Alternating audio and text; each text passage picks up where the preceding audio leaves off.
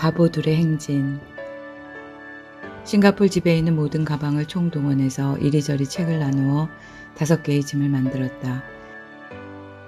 스리랑카 사역에 필요한 비학습서가 무려 60여 권, 그것도 가장 두꺼운 자녀 양육 학습서의 필독서, 그리고 결혼 학습서의 그 부록까지. 공항을 향하면서 가방 무게 때문에 우리 마음도 무거웠다. 아니나 다를까 2개의 가방만 넣었는데도 10kg이 초과했다.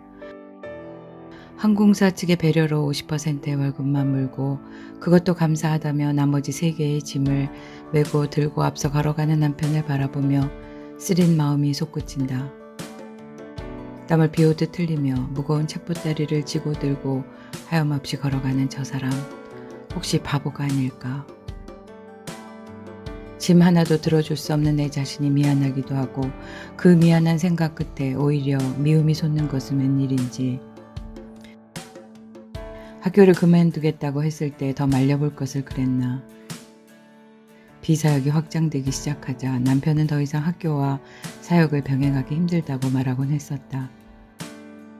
하지만 나는 결코 심각하게 받아들이지 않았고 설마 교수직을 내려놓고 선교사로 헌신할 줄은 꿈에도 몰랐다. 넓고 시원한 연구실, 안락한 가정, 평안하고 행복한 일상이었다. 상큼한 애프터쉐이브 향을 날리며 말쑥하게 넥타이 메고 출근하던 사람. 그때도 저 사람의 신앙전선에 별 이상이 없었다. 왜 굳이 모든 것을 박살내고 품파는 사람처럼 저렇게 땀에 절어 끙끙대며 이 땅에 살고 있는지.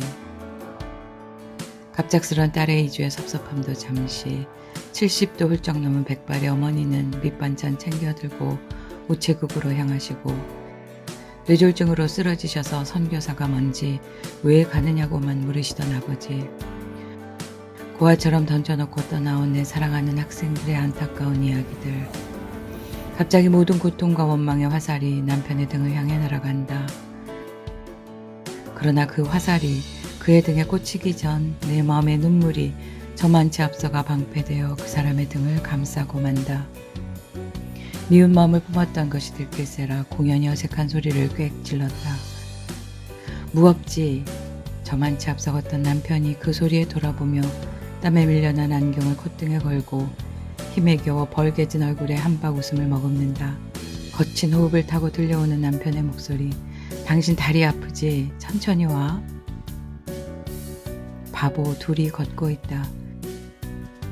그래도 소망을 품는 이유는 사람의 길이 자신에게 있지 아니하며 걸음을 지도함이 걷는 자에게 있지 않다는 말씀이 앞서 걷고 있기 때문이리라.